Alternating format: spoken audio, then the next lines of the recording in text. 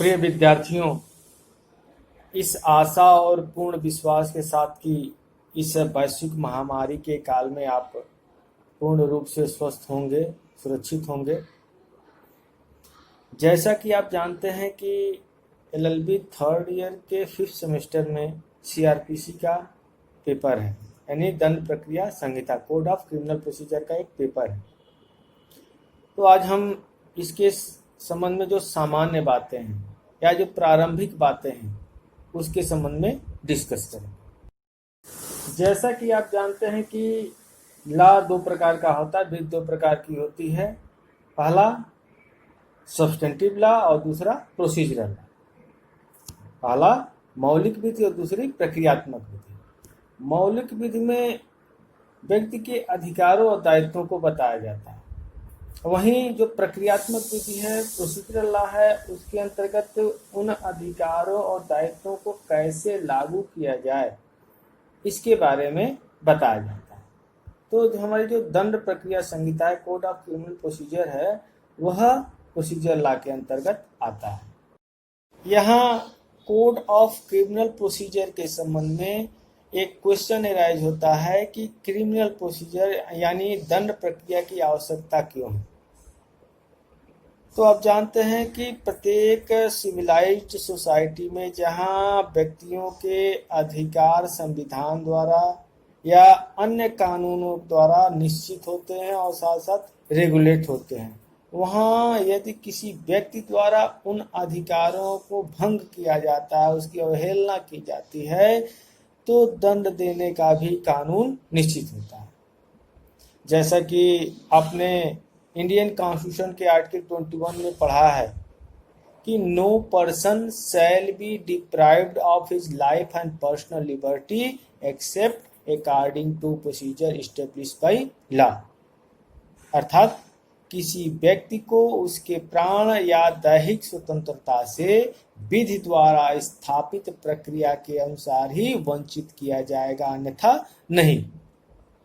यानी किसी व्यक्ति के लाइफ को या पर्सनल लिबर्टी को कानून द्वारा बताई गई प्रक्रिया के अनुसार ही लिया जा सकता है, अन्यथा नहीं लिया जा सकता।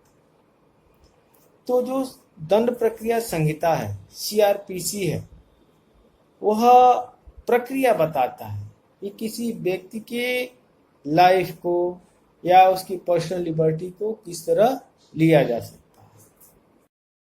इस प्रकार क्रिमिनल प्रोसीजर का संक्षेप में अर्थ यह है कि अगर अपराध हो जाता है तो उस अपराधी को न्यायालय के सामने किस प्रकार पेश किया जाए और न्यायालय से डिसीजन लिया जाए।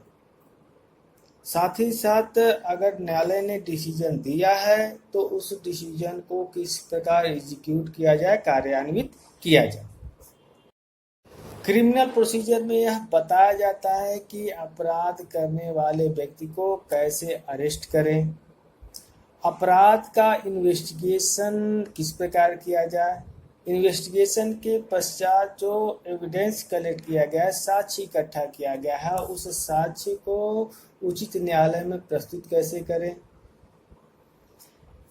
कभी कभी ऐसा होता है कि पुलिस द्वारा कार्रवाई नहीं की जाती है, तो जो पीड़ित व्यक्ति है, जो विक्टिम है, वह किस प्रकार से कंप्लेंट फाइल कर सकता है, जब भी क्रिमिनल प्रोसीजर में बताया जाता है। दोनों पक्षकार किस प्रकार अपने अपना सबूत को कोर्ट में पेश करें, कैसे डिसीजन लें। अगर डिसीजन होने के बाद भी पक्षकार संतुष्ट नहीं है तो किस प्रकार अपील कर सकता है, किस प्रकार रिवीजन यानी पुनरीक्षण फाइल कर सकता है। इन सब के बारे में क्रिमिनल प्रोसीजर में बताया गया है। इस प्रकार क्रिमिनल प्रोसीजर के अंतर्गत अपराध के फर्स्ट इंफॉर्मेशन, प्रथम सूचना से लेकर मुकदमे के न्यायालय द्वारा निर्णय एवं उसके बाद जो वरिष्ठ न्यायालय हैं उसमें किस प्रकार अपील किया जाए, रिवीजन फाइल किया जाए, मुकदमे के दौरान या अपील के दौरान जमानत पर छूटने और दंड को एग्जीक्यूट करने की विधि इत्यादि के बारे में क्रिमिनल प्रोसीजर के अंतर्गत बताया जाता है।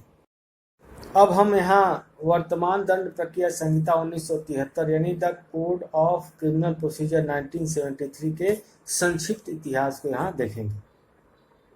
एक मन में क्वेश्चन भी राइज होता है कि स्वतंत्रता के इतने दिनों पश्चात यानी 1973 का यह एक्ट बनाया गया, तो क्या उसके पहले भी कोई दंड प्रक्रिया के संबंध में व्यवस्था थी या नहीं थी।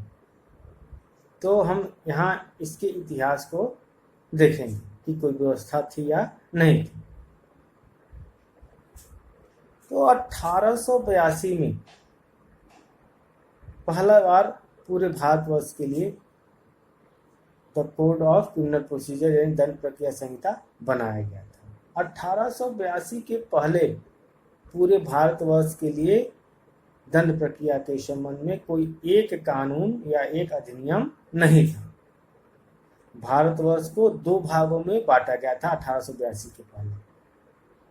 पहला प्रेसिडेंसी नगर और दूसरा जो शेष प्रांत थे यानी मुंबई, मद्रास, कलकत्ता के लिए एक अलग अधिनियम था और जो शेष प्रांत थे उनके लिए एक अलग अधिनियम बनाया गया था। पहली बार 1882 में दंड प्रक्रिया संहिता के नाम से एक अधिनियम बनाया गया था जो पूरे भारतवर्ष में लागू हुआ। अंत में 1898 में 1898 में पुनः उसको बदल करके दंड प्रक्रिया संहिता 1898 अधिनियमित किया गया था। जो 1898 का एक्ट था वह हमारे स्वतंत्रता के पश्चात जो वर्तमान एक्ट है 1973 का तब तक लागू रहा। यानी the code of criminal procedure 1973 के लागू होने के पहले तक 1898 का जो एक्ट था वह लागू होता रहा। वर्तमान दंड प्रक्रिया संहिता 1973 को 1 अप्रैल 1974 को लागू किया गया।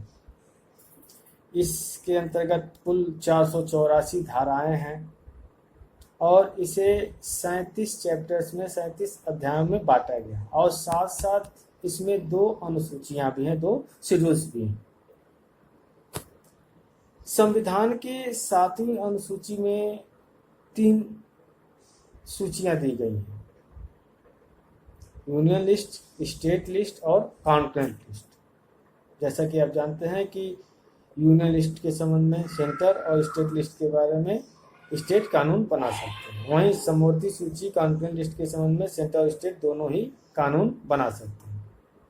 तो जो दंड प्रक्रिया संहिता है वह समवर्ती सूची का विषय है, यानी सेंटर भी कानून बना सकता है और स्टेट भी बना सकता है, लेकिन जहां दोनों में विरोध होगा वहां सेंटर की विधि मान्य होगी।